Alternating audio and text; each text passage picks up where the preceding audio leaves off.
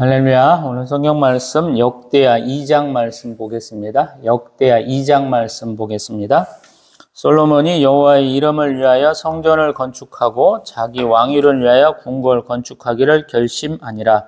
솔로몬이 이에 짐꾼 7만 명과 산에서 돌을 떠낼 자 8만 명과 이를 감독할 자 3,600명을 뽑고 솔로몬이 사절을 두루왕 후람에게 보내어 이르되 당신이 전에 내 아버지 다윗에게 백향목을 보내어 그가 거주하실 궁궐을 건축하게 한 것 같이 내게도 그리하소서.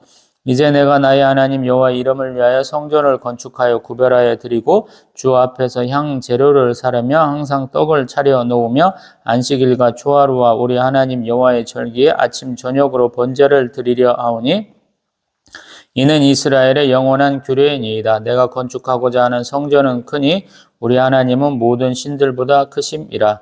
누가 등이 하나님을 위하여 성전을 건축하려 하늘과 하늘들의 하늘이라도 주를 용납하지 못하겠거든. 내가 누구이기에 어찌 등이 그를 위하여 성전을 건축하려 그 앞에 분향하려 할 따름이니이다. 이제 정하건대 당신은 금은 동철로 제조하며 자색, 홍색, 청색 실로 직조하며 또 아로 새길 줄 아는 재주 있는 사람 하나를 내게 보내어 내 아버지 다윗이 유다와 예루살렘에서 준비한 나의 재주 있는 사람들과 함께 일하게 하고 또 레바논에서 백향목과 잣나무와 백단목을 내게로 보내소서. 내가 알거니와 당신의 종은 레바논에서 벌목을 잘 하나니 내 종들이 당신의 종들을 도울지라. 이와 같이 나를 위하여 제목을 많이 준비하게 하소서. 내가 건축하려 하는 성전은 크고 화려할 것이니이다.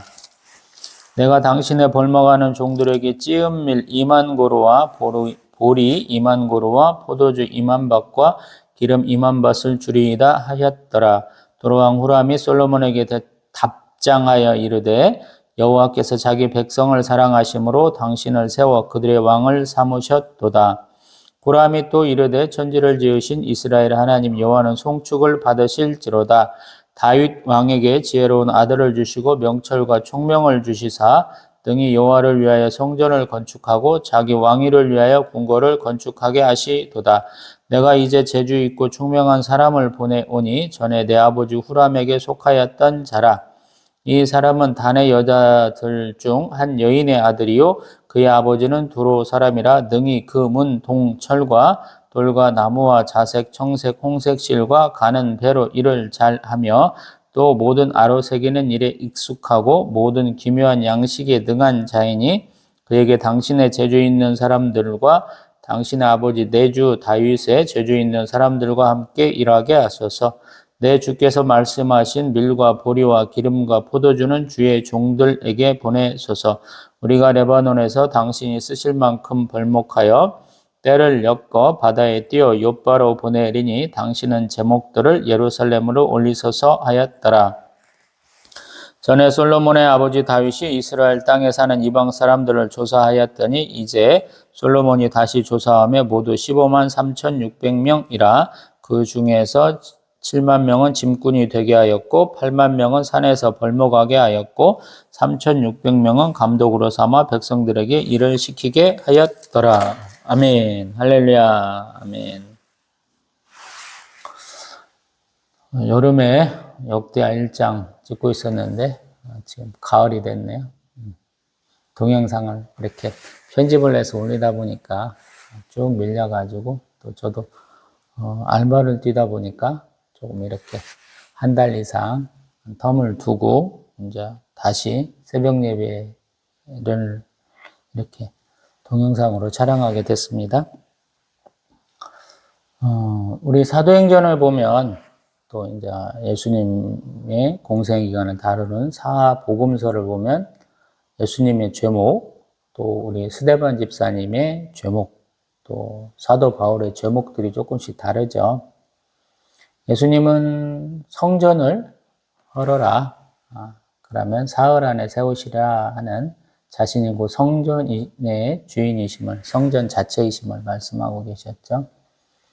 또 우리 스데반 집사님은 그러한 성전, 율법에 대한 죄목으로 순교하셨고요.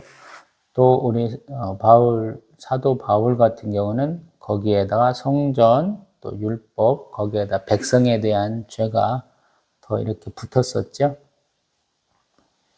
그래서 가만히 보면 지금 우리 예수님 공생의 기간에 보여졌던 예수님을 반대하고 예수님을 부정했던 사람들의 어떤 신앙관이라는 것은 시오니즘, 소위 말해서 바벨론 포로로 잡혀갔을 때 그들 안에서 형성된 것이다 라고 얘기하는 21세기에도 그런 기조에 의해서 현 이스라엘 나라의 어떤 종교계가 움직이고 있죠. 우리 보다 보면 예루살렘 총회에서 우리 율법, 우리 613가지 다 못 지키잖아. 그러니까 우리 4가지만 지킵시다 하고 축소를 했잖아요. 그럼에도 불구하고 우리 사도 바울은 디모데를 데리고 다니는 2차 선교 여행 중에 시초에 우리 디모데에게 할례를 행하죠. 왜 그렇게 했느냐라는 생각을 한번 해봐야 되거든요. 왜냐하면 우리 지금 역대상 역대하를 관통하는 게 무엇인가 제가 이제 계속 말해왔습니다만 한 번 더 강조를 해야 되는 상황이죠. 아브라함 언약, 또 시내산 언약, 이 2가지가 어떤 큰 핵심이죠. 아브라함 언약의 핵심은 뭐냐면 할례가 언약의 증거가 되는 것이죠. 그래서 할례를 행해야 되는 거예요. 또한 시내산 언약을 통해서 이 사람들이 하나님이 우리에게 주신 그 말씀, 돌판 2개를 모시는 언약계의 중요성이 굉장히 강조되고 있죠. 또 그 언약계 앞에 언약궤 위에다가 자기들이 이렇게 희생 제사, 피를 이렇게 뿌려드릴 수 있는 그런 자격 절차도 대제사장에게만 허락된 것이죠. 그것도 1년에 한 번, 딱 한 번 들어가. 예수님 십자가에 돌아가시면서 그 휘장이 찢어졌다라는 말씀이 마태복음에 써 있는 이유도 그래서 그렇죠. 시내산 언약의 핵심은 어찌 보면 출애굽한 지 3개월 만에 시내산이 이르렀을 때 하나님 주신 말씀 가운데 있죠. 하나님의 소유 삼으시고 제사장 나라 되게 하시고 거룩한 백성 삼으시겠다 하신 것에 있잖아요. 제사장 나라니까 제사장이 행할 수 있는 가장 근본인 언약궤가 있어야 되겠죠. 근데 바벨론 포로 귀환 후에 언약궤가 돌아왔다는 표현은 별로 없어요. 의도적으로 감춘 것인지 아니면 정말로 상실한 것인지는 모르겠어요. 아무튼 이 사람들이 바벨론 포로로 잡혀가는 게 1차부터 멸망 때까지 한 20년밖에 안 돼요. 그리고 1차 포로로 잡혀가고 나서 한 70년 만에 1차 포로 귀환이 이루어집니다. 또 3차 포로 귀환쯤에서부터 이 언약궤를 없는 상태에서도 우리 스룹바벨 성전까지가 한 70년 정도. 또 스룹바벨 이 성전이 만들어진 다음에 한 70년 정도 지나면 예루살렘 성벽이 다시 중수돼요. 이 얘기 계속 제가 에스라, 느헤미야, 에스더서 말씀드리면서 계속 하고 있었죠.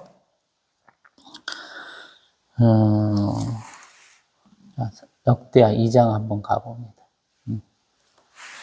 솔로몬이 지금 성전 건축하고자 하는 목적이 뭐냐면 여호와의 이름을 위하여, 또 궁궐은 자기 왕위를 위하여 건축하기를 결심했다 그래요. 막 즉위하자마자 모든 문제가 다 해결된 게 아니니까요. 11개는 그 상황들을 얘기하잖아요. 자기 앞서서 아버지의 허락도 안 받고 왕위를 노리는 사람, 자기 형이 있었잖아요. 배다른 형이 있잖아요. 그런 문제도 있고 아버지의 유언에 의해서 정리해야 될 사안도 있고 다양한 것들이 있었겠죠.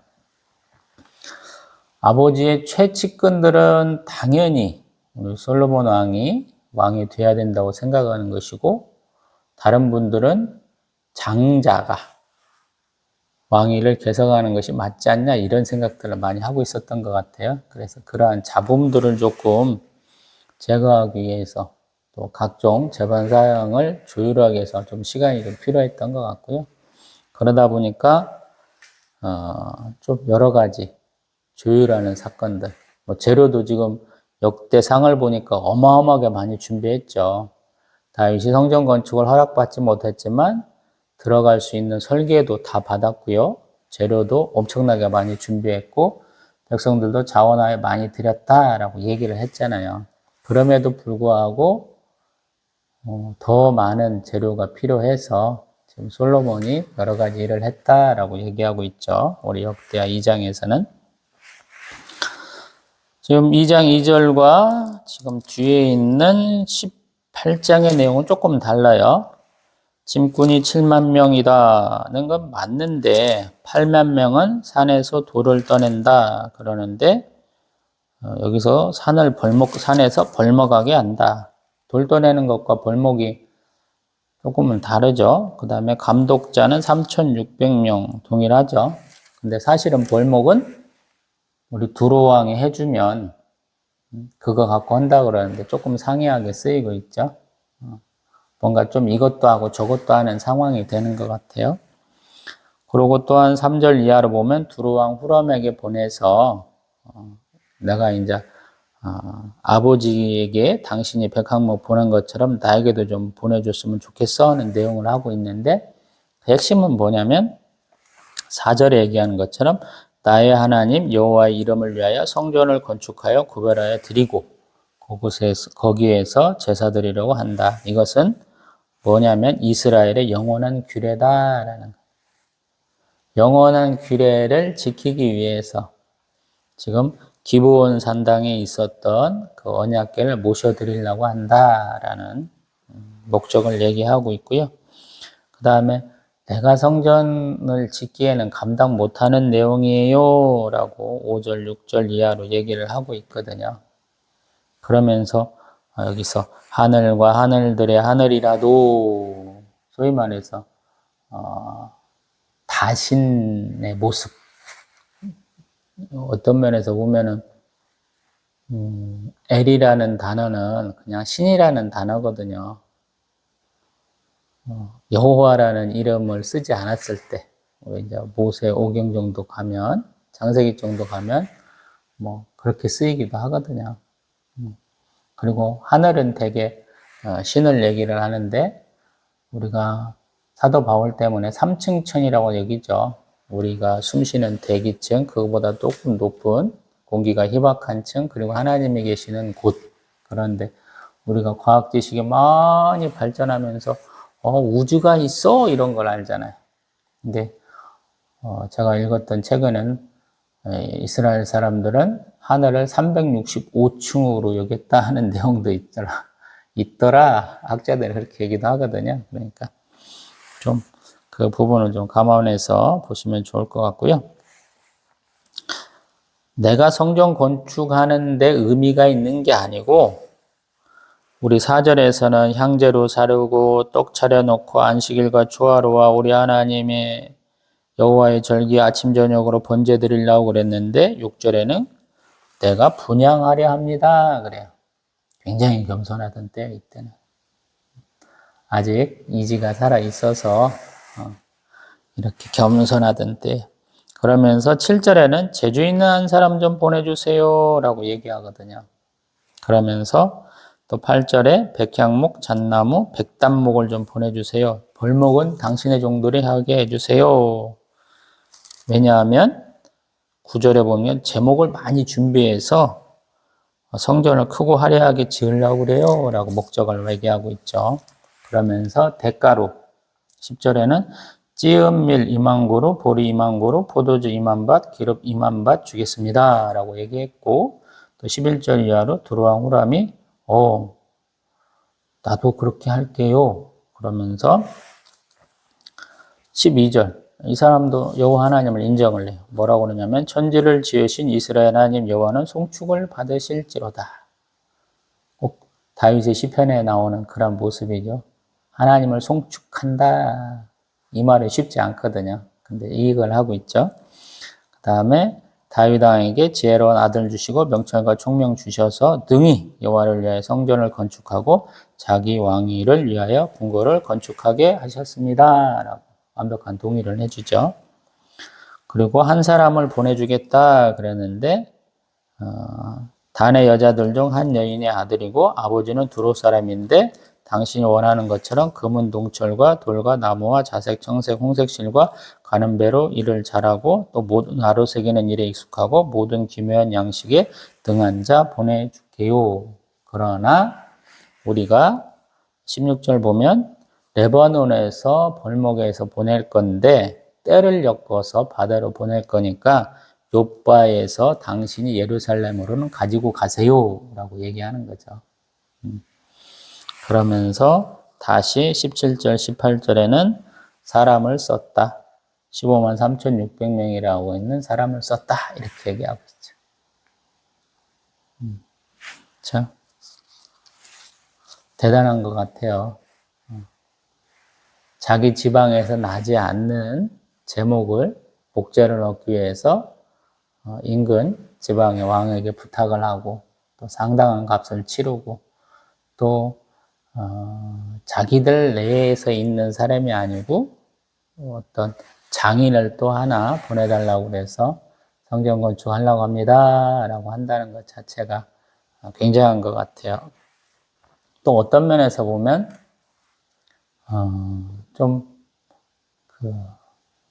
광야에서 회막 지을 때 뭐 얼핏 비슷하면서도 조금 확대된 듯한 느낌을 받고 자기들이 성전 건축할 때의 모습도 한번 이렇게 바라보는 듯한 그런 느낌이에요.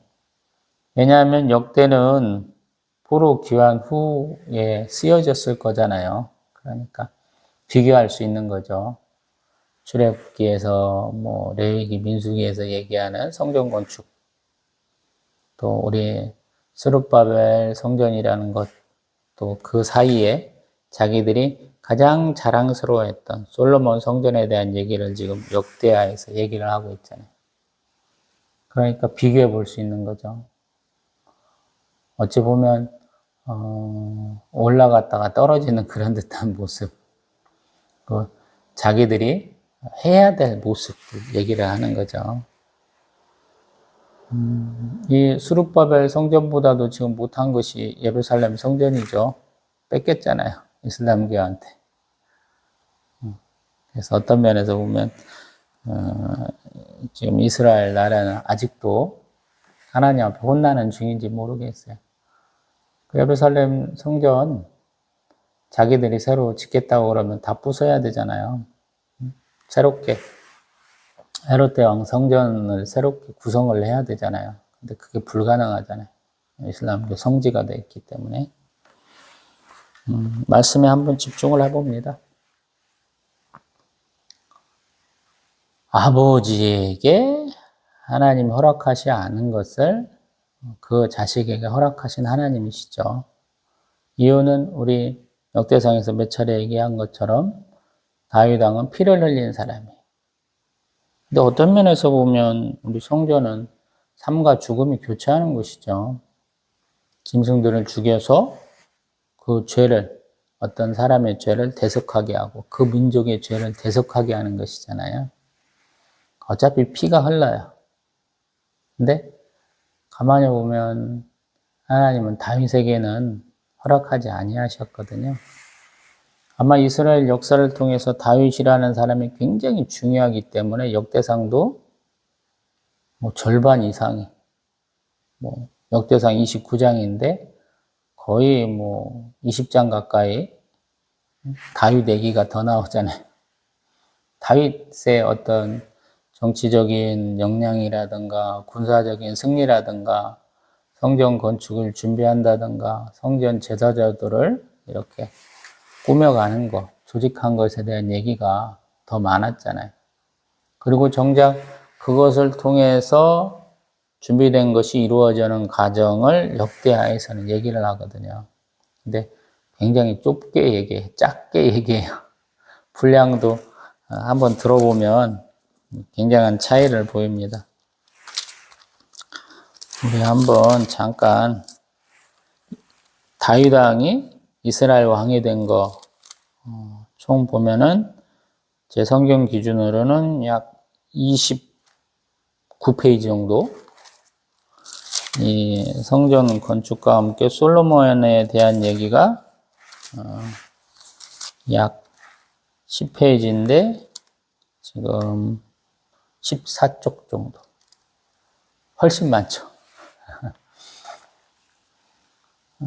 그것은 이스라엘 백성이 생각하기에 다윗이 더 중요한 거예요. 그래서 아브라함과 다윗의 자손 예수 그리스도를 마태복음 같은 경우에 얘기할 수 있는 것이죠.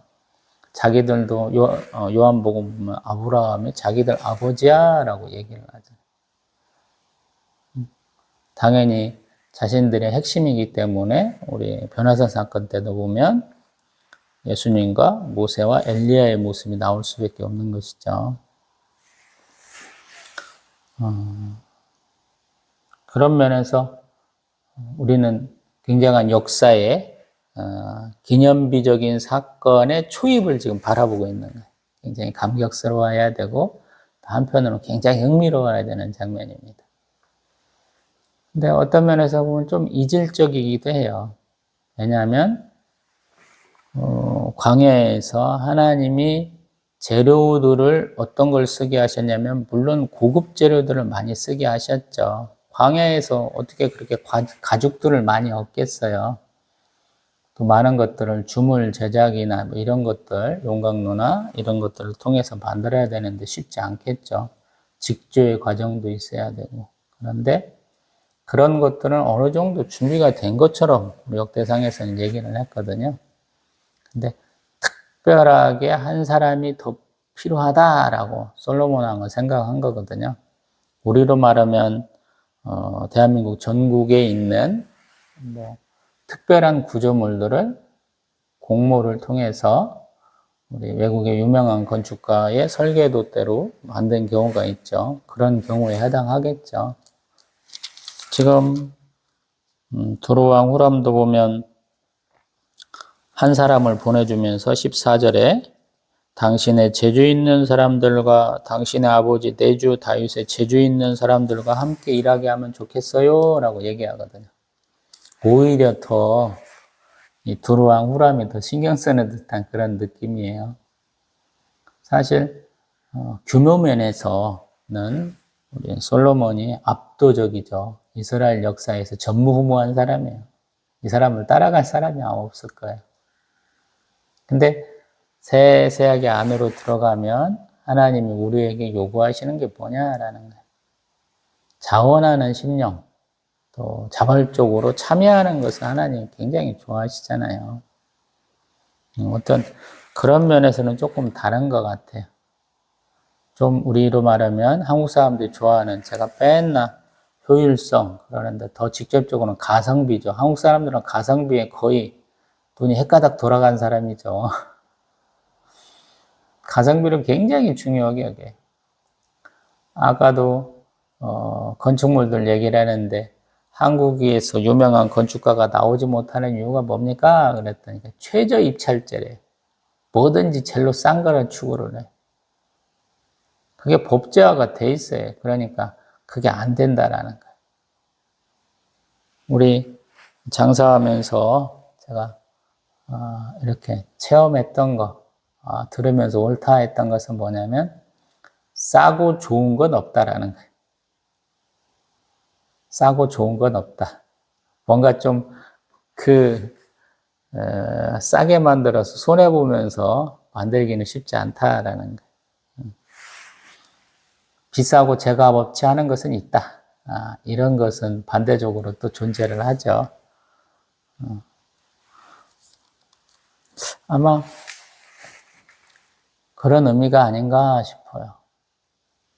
솔로몬 성전을 굉장히 자랑하고 싶어 했는데 그 솔로몬 성전보다도 더 화려한 게 뭐냐면 헤롯 대왕 성전이에요, 사실은. 지은 기간도 어마어마해요. 우리 보면 우리 예루살렘 이렇게 성전 지은 경우 보면 주전 20년부터 주 64년까지 약 80 몇 년을 지었어요.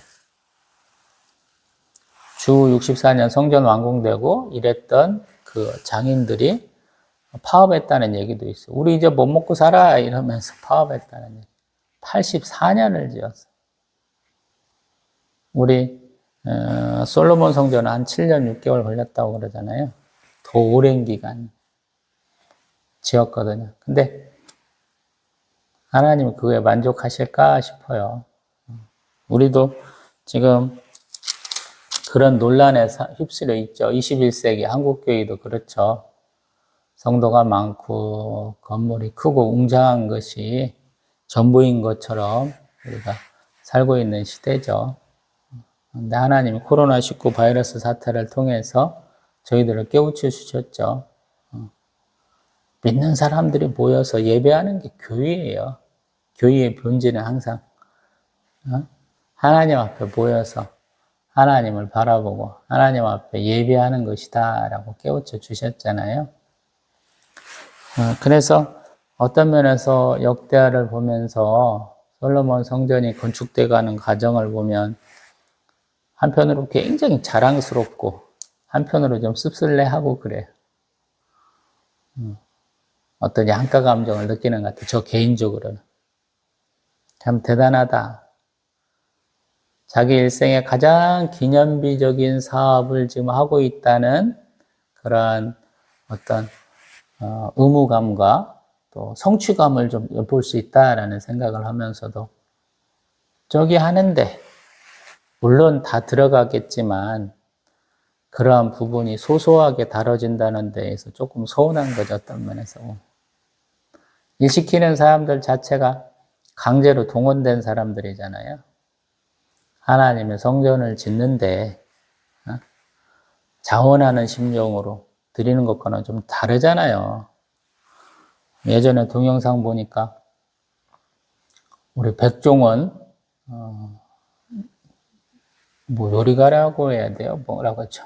사업가라고 해야 돼. 그분한테 직원들이 주인의식을 갖고 일하게 할 수 있는 방법은 없습니까? 그랬더니 단호박으로 없습니다. 그러더라고요. 사실 성전 건축에도 열심 있는 분들을 내세웠더라면 더 좋았겠다 하는 생각이 들어요. 물론 이제 표면적으로 읽어보니까 제가 단편적으로 그런 생각이 들어서 드리는 말씀입니다만은 나무 하나를 패도 돌 하나를 깎아도 참 열심을 다해서 만들었다 이런 게 같은 그렇게 얘기하죠. 왜냐하면 이미 다 깎아갖고 왔어요. 그래서 뭐 정으로 내리치고 이런 소리가 안 들렸다라고 얘기하잖아요. 근데 역대하에서는 지금 눈에 띄는 게 이스라엘 백성 중에서 누가가 뽑혀가지고 성령의 감동으로 이 사람들이 뽑혀갖고 됐어. 이런 게 없어서 조금 서운해서 드리는 말씀. 항상 성령의 감동으로 무슨 일을 하겠다라고 시작을 하면 하나님이 가면서 동역자들 다 보내주시고 그 과정도 함께 하시고 결과도 이렇게 만들어 주신다. 제가 그 말씀을 입에 달고 살잖아요. 한두 번 하는 얘기도 아니고. 지금 성전 건축도 하나님이 시키신 것이기 때문에 재료 조달이 굉장히 쉽다. 또 일할 수 있는 사람들도 굉장히 많다라고 얘기를 하잖아요. 근데 없는 가운데서도 기쁜 마음으로 하는 우리 광야에서 회막 짓는 것과는 조금 뉘앙스가 다르지 않느냐 이 얘기를 해보는 거예요. 저희도 마찬가지거든요. 내가 하는 일 자원하는 심정으로 하나님 앞에서 봉사하는 것이다. 섬긴다는 마음으로 하는 경우가 있고 그냥 분위기 따라서 그냥 쭉 꼽살에 끼워갖고 가는 경우가 있잖아요. 뭐 표현은 못해도 속에서는 알잖아요. 우리 마음의 심령이 알잖아요. 뭐 그런 듯한 느낌이에요. 약간은 좀 다르구나. 그래서 신앙생활도 저는 따라쟁이로 하지 말라고 말씀 많이 드리죠. 옆에서 으쌰으쌰 하니까 나도 막 따라가. 근데 내 마음엔 기쁨이 없어. 그러면 좀 생각을 해봐야 돼요. 다른 사람들은 막 우울해. 근데 나는 너무 기분이 좋아. 이게 사실은 맞는 거예요. 항상 기뻐하라. 쉬지 말고 기도하라. 범사에 감사하라. 사도 바울은 얘기하잖아요. 이것이 하나님이 우리에게 바라시는 가장 기본적인 마음 태도가 아닌가 싶거든요. 마음가짐이 아닌가 싶거든요. 솔로몬도 사실은 조금 이렇게 위축된 것 같기도 해요. 거룩한, 이렇게 하나님의 거룩한 성전 건축하는데 내가 쉽게 할 수 없잖아. 그래서 좀 부담감도 느끼는 것 같은 그런 생각이 들거든요. 근데 하나님이 잘 되게 하시죠. 우리가 충분히 감동받을 만큼. 그러나 또 한편으로 보면 그 성전 만들어 놓고 왕궁까지 만들어 놓고 20년에 걸쳐서 성전과 왕궁을 건축해 놓고 25년쯤 지나서 싹 털리죠. 왜 그러겠느냐라는 거예요. 우리가 세우는 것보다 더 중요한 게 뭐라고 그래요? 지키는 것이다 그러죠. 신앙도 마찬가지고. 그렇게 초반에 먹었던 마음. 나는 왕위 계승권자가 아니었어. 하나님이 세워주셨어. 아버지에게 주신 그 복을, 그 백성을 내가 다스리기 위해서 하나님 앞에 지혜로운 마음, 지혜를 간구했던 그 마음을 상실하니까 하나님 그것도 다 없애시잖아요. 우리 맨날 돌아보고 맨날 보고 있는 데가 있죠. 거기 보고 오늘 말씀 마칩니다. 레위기 10장. 아론의 아들 나답과 아비후가 첫 번째 제사장 임무로서 향로에다가 다른 분을 담아서 하나님 앞에 분향했다가 불에 타 죽은 사건이 있죠. 그때 모세가 아론에게 하나님의 말씀이다 라고 전한 게 있잖아요. 레위기 10장 3절. 나는 나를 가까이 하는 자 중에서 내 거룩함을 나타내겠고 온 백성 앞에서 내 영광을 나타내리라. 아멘. 성전 건축하고 하나님 앞에 기도하고 백성을 축복할 때 하나님의 영광이 임했었죠. 여호와의 영광이 임했었어요. 근데 거룩함을 상실하니까 솔로몬이 하나님의 영광에 나타냈던 성전조차도 이렇게 약탈당하게 하셨죠. 저희도 그런 것 같아요. 거룩함은 구별됨이다. 안 믿는 사람과는 좀 달라야 된다. 이 말씀 몇 차례 들어보고 있고 제가 매일 아침 와서 반성하는 내용이죠. 어제 하루 잘 살았냐? 예배당에 오기 전에, 이 예배 드리기 전에 내가 그런 마음으로 살았느냐라는 반성과 함께 또 한 번의 각오를 다지는 시간이 되는 것이죠. 여러분들도 이런 예배를 통해서 말씀 보고 묵상하고 기도하는 과정을 통해서 하나님과 교제하면서 성전이 되어가는 거예요. 왜 이렇게 제목이 많이 필요합니까? 목재가 왜 이렇게 많이 필요합니까? 그러면 언약궤를 모셔드리고 향불을 피우고 떡을 올리고 기름 부어드리고 이런 장소만 있는 게 아니어서 부속 시설이 굉장히 많거든요. 우리가 메인은 안 될지라도 옆에 있는 부속 건물로는 지어져 가거든요. 헤롯 왕 성전이 보면은 각종 방들이 어마어마하게 많잖아요. 저희들도 그렇게 하나의 부속 건물로 지어져 가거든요. 어떤 분은 굉장히 거룩해서 성전의 기둥이 되실 분도 있고요. 저같이 이렇게 그냥 끝에 한쪽 모퉁이에 세워져 가는 사람도 있긴 하죠. 그러나 성전이라는 구조 안에 성전이라는 건물의 한 일부가 되어가는 과정이거든요. 그래서 항상 자신을 좀 돌아보셔야 되고요. 그 다음에 열심이 없으면 안 됩니다. 신앙생활 열심을 빼놓고는 안 되죠. 또 제가 항상 강조하는 게 영광의 십자가만 바라보는 게 아니고 고난의 십자가도 져야 된다라는 말씀 드리잖아요. 아마 솔로몬 왕이 내가 한 번은 일꾼이 돼볼래 갖고 이랬으면 더 좋았을 텐데 이런 생각도 조금 해봅니다. 저만의 생각입니다. 또 뵙겠습니다.